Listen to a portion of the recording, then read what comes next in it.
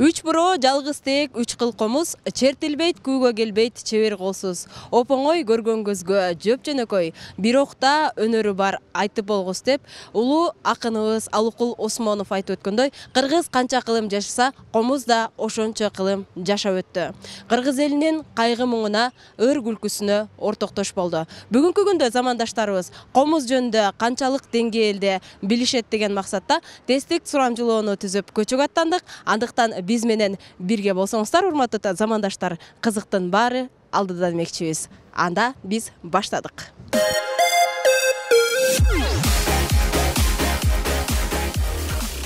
Урматтуу телекөрүүчүлөр, биз өткөн көрсөтүүбүздө жалпыңыздарга суроо узаткан элек. Дал ошол суроонун алгачкылардан болуп бизге жообун узаткан замандаштарыбыз бар.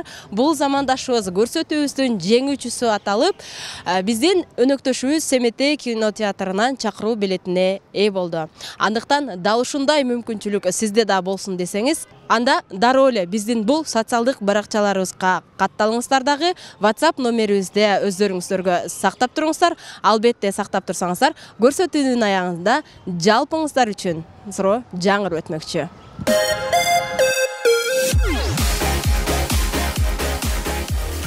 Комуз аспаптардын кайсы түрүн толуктайт?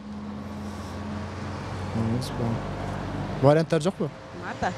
Чертме кылдуу, урма, үйлөмө, ооз комуз. Биринчи вариант. Биринчи вариантта энди кайсы ушунду? Чертме курма дедизби? Чертме курма. Чертме кылдуу дейбизби? Чертме кылдуу. Уруп чертпейбизби? Уруп чертет да, бирок. Урма, анан кийин үйлөмө, чертме деген түрлөрүнөн кайсы түрүнө кирет комуз? Мен экинчи вариантын болор элем. Биринчи, экинчи, үчүнчү деп кете бересизби? Кайсы вариантка токтолосуз? Экинчи вариант. Экинчи вариант. Демек, урма Урбайт дал да, бирок биринчи вариант эле деп ойлойм да. кайсы вариант эң туура? Биринчи вариант. Чертме кылдуу, Туура жооп бердиңизби? Ойлойм. Туура деп ойлойм. Өзүңүзгө ишенбейсиз? Ишенбейм бирок. Сизге кошумча суроо. Кыргыз Республикасынын туу күнү качан белгиленди? Кыргызда туу күнү 5-март. Туу күнү 3-март. 3-март, азаматсыз. Дагы кайсы улуттук аспаптарды билесиз? Ооз комуз. Ооз комуз. Ушулай билет элем. Азаматсыз. Мындан ары жооп бергиңиз келбейт окшойт да. Ал эми мен сизге суроого туура же туура эмес жооп бергендигиңизден аныктайлы. Биздин суроого комуз аспаптардын кайсы түрүн толуктайт деген биздин суроого чертме кылдуу түрүн толуктайт деп туура жооп бердиңиз. Албетте туура жооп бергендигиңиз үчүн биздин өнөктөшүбүз Семетей кинотеатрынан сизге бул чакыруу билетин беребиз. Чакыруу билет сизге белек катары аласта дароо Семетей кинотеатрына барып, өзүңүз каалаган тасманы көрүп келсеңиз болот. Рахмат чоң.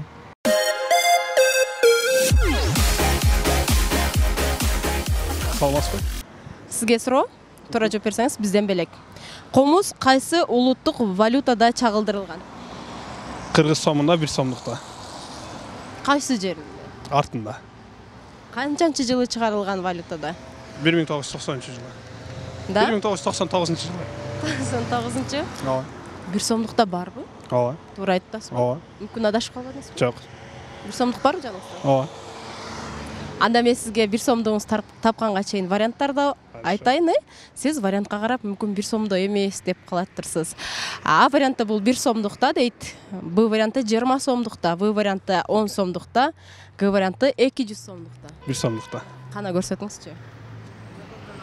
Мынакей. Мынакей урматтуу телекөрүүчүлөр, бул замандашыбыз кыргыз элинин мекенчиле патриот замандашы да десек да болот. Азыр бул кагаз 1 сомдук негизи колдонуудан чыгып бара жатат. Негизи биз тыйынды кармайбыз. Ал эми мынакей өзүңүздөр көргөндөй 2000-жылы чыккан биздин улуттук валютабыз 1 сомдукта. Комуздун анан дагы эмненин? Артында бир белгилүү инсан бар, анын атын унутуп турам. Комуздун анан дагы эмненин? Кыл кыяктын сүрөтү түшүрүлгөн. Албетте сиз туура таптыңыз, жана ошондой эле бизге далил деп да бере алдыңыз. Ошондуктан биз сизге Программанын жеңүүчүсү деген наам ыйгаруу менен өнөктөшүбүз Семетей кинотеатрынан бир адамга чакыруу билетин кошо белек катары ыйгарабыз. Бул белек сиздики. Дароо эле Семетей кинотеатрына барып өзүңүз каалаган тасманы көрүп келсеңиз болот. Рахмат, чоң рахмат, ийгилик.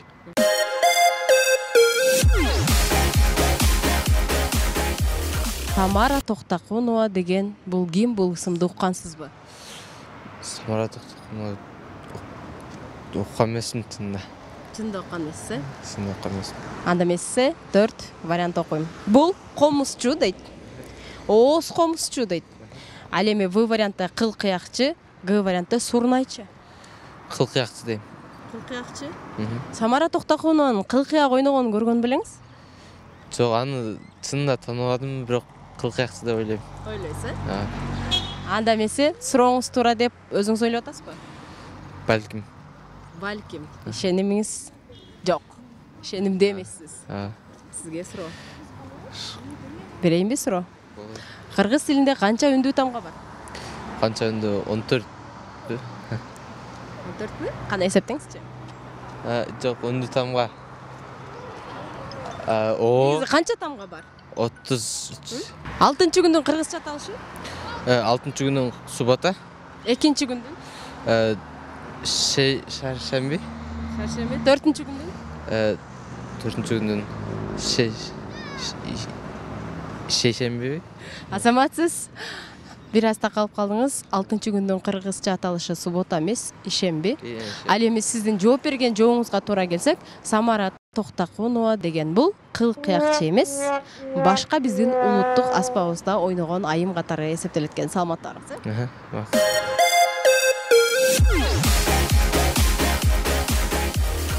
Самара Токтакунова деген бул ким? Комузчу, атактуу комузчу. Анын кандай наамдарын билесиз? Кыргыздын артисти да. Мен сизге 4 вариант окуйм, мүмкүн комузчу болбой калбасын, дагы бир ирет талдоо максатында. Самара Токтакунова бул комузчу, ооз комузчу, кыл кыякчы, сурнайчы дейт. Кайсы вариантта туура? Комузчулугу туура. Комузчу. Кыргыз элинин комузу жөнүндө пикириңиз кандай? Абдан туура. Кыргыздын нукура аспабы комуз да. Урматтуу эле көрүүчүлөр, жогоруда агайыбыз бизге Самара Токтакунова ким деген сурообузга дароо эле комузчу деп туура жооп берди. Андыктан биз программанын шарты боюнча жеңүүчүбүзгө Семетей кинотеатрынан бир адамга чакыруу билетин белек катары беребиз сизге. Бул белек сизге дароо эле азыр барып Семетей кинотеатрынан өзүңүз каалаган кино тасманы көрүп келсеңиз болот. Рахмат, майыл барам. Саламатта.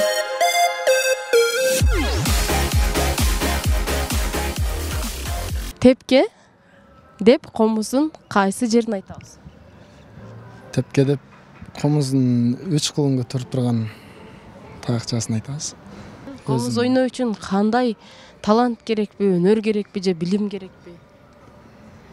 Үчөтөн керек, бирок көбүрөөк билим керек. Көбүрөөк билим керек. Ноталарды билишибиз керек. Ноталарды билиш керек. Анда эмесе мен сизге 4 вариант айтам. Билим керек дедиңиз. Билим жагыңыздан комузду канчалык деңгээлде билеткениңизди текшеребиз. А вариантта комуздун кулактары, тепке деген бул. Б вариантта комуздун кылын өйдө көтөрүп турган жыгач. В вариантта кылдын башы байланган кайыш дейт. Ал эми Г вариантта комуздун капкагы. Б вариант болсо керек. Немени көтөрүп турган, кылды көтөрүп турган. Анын эмне үчүн кылды көтөрүп турат? Милдети эмне? Ал милдети ал көтөрүлбөсө кыл комуздун немесине неме болуп обон чыгара албайт, күү чыкпайт анан. Эң негизги немелердин бири да ал. Тепке деген эң негизги бөлүктөрүнүн бири. Жооп? Б варианты. Туура. Туура деп ойлойм. Ойлойсуз. Ойлойм. Туура деп ишенимди айтпайсыз. Ишенимди элем. Анда айтыңызчы, 3-күндүн кыргызча аталышы? Шейшемби. Шейшемби? Ооба. 6-күндүн кыргызча аталышы? Ишемби. Азаматсыз. 1-күндүн кыргызча аталышы? Дүйшөмбү. Дүйшөмбү. Базар күндүн дагы башкача аталышы? Жекшемби. Азаматсыз. бир эле 3-күндөн адашып калдыңыз.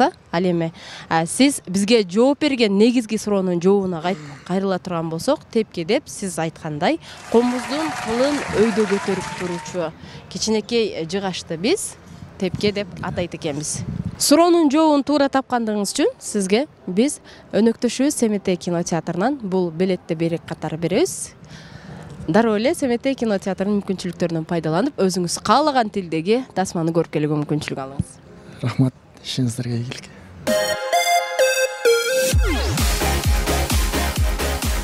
Чертмекте окуасызбы? Жок, канмасмын. Бул эмне деп ойлойсуң анда? Чертмек комуз деп ойлойм. Анда эмнеге азыр комуз дейбиз? Анда эмнеге аны комуз дейбиз, чертмек? Билбейт экенмин. Дагы ойлонуп көрүңүзчү, бул эмне болушу мүмкүн?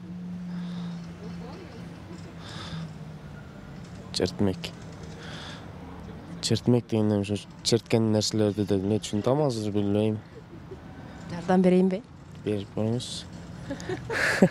Жардам ала тургандай эмес, мындай отурасыз го, жардам керекпи? Ооба, керек. Азаматсыз, анда мен сизге 4 вариант окуйм. Бул А варианты комуздун баштыгы, Б варианты комуздун макети, В варианты комуздун экинчи аталышы, Г варианты мындай нерсе жок. Комуздун башынан окуйбузбу? Кошо окушсаңыз болот. Комуздун баштыгы, комуздун макети, комуздун экинчи аталышы, мындай нерсе жок.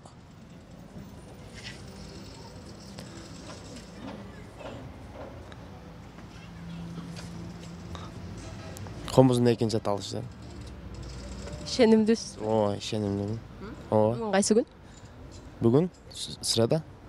Кыргызча аталышы? Жекшемби. Болуңуз, бат-баттан айтыңыз, белекке жакындап атасыз.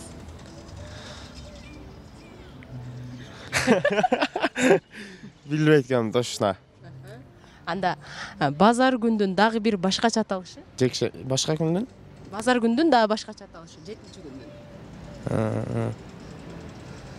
Дагы баштадык, эсептеп 300-дөн. Жекшемби? Жекшемби. Азаматсыз, 1-күндүн кыргызча аталышы. Бейшемби? Бейшемби? 1-күндүкү бейшемби. 2-күндүкү? Экинчи күндүкү билбейм, ошолорду билем, бирок катарынан айта албайм. Катарынан башынан айтып көрүңүзчү анда. 1-күн. Бейшемби. Бейшембеден кийин. Шаршемби? Чейшемби? Айтыңызчы, 5-күндүн кыргызча аталышы? 5-күн. Жекшемби? 5-күндүн кыргызча аталышы. 2-нчи жолу, 3-үncү жолу сурап атам. Жекшемби? Жума күн деп кайсы күндү айтабыз анда? 5-нчи күндү айтабыз. Азаматсыз. Ушунча суроонун ичинен бир ушул күндү туура таптыңыз. Андыктан ушул күндөрдүн кыргызча аталышына бир аз көңүл буруп коюңуз дейбиз дагы. Ал эми бизге жооп берген сурооңуздун жообуна кайрыла турган болсок, сиз кайсы жоопту бердиңиз? Чертмектин экинчи аталышы деп бердим. Азаматсыз, комуздун экинчи аталышы бул чертмек. Эски аталышы деп койсок дагы болот. Бирок анткени менен күндөрдүн кыргызча аталышына бир аз токтолуп калдыңыз. Ошондой болсо дагы негизги суроого туура жооп бергениңиз үчүн биз өнөктөшүбүз Семетей кинотеатрынан бул билетти белек катары сизге ыйгарабыз. Белек сиздики. Андыктан азыр эле барып дароо кино тасмаларды көрүп келүүгө мүмкүнчүлүк алыңыз. Рахмат чоң.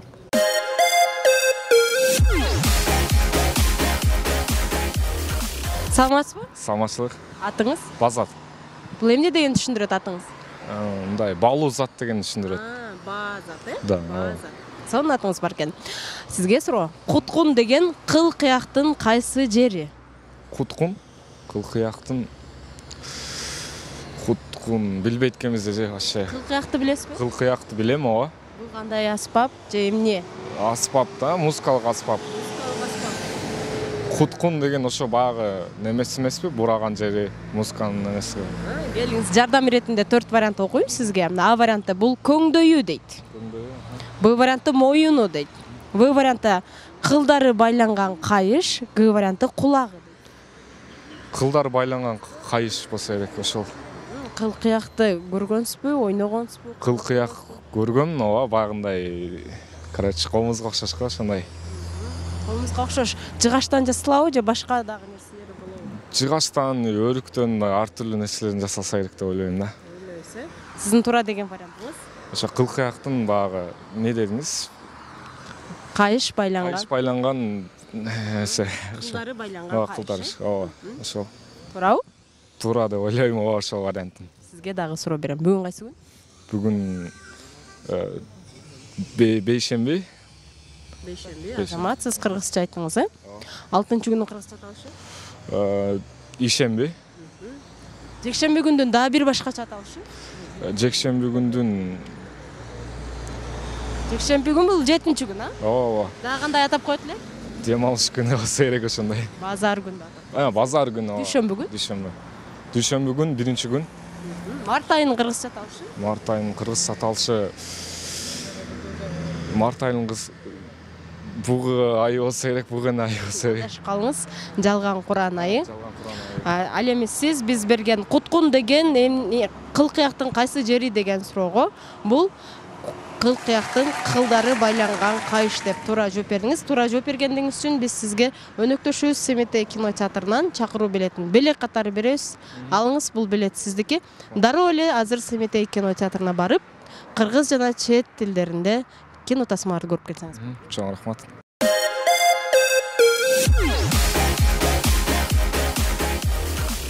Элибизди кылымдан кылымга, кыйырдан кыйырга тааныткан комуз жөнүндө замандаштарыбыз канчалык деңгээлде билерине ортоктош болдуңуздар. Ал эми азыр жалпыңыздарга суроо жаңырып өтмөкчү. Кыргызстанда комуз күнү качан белгиленет?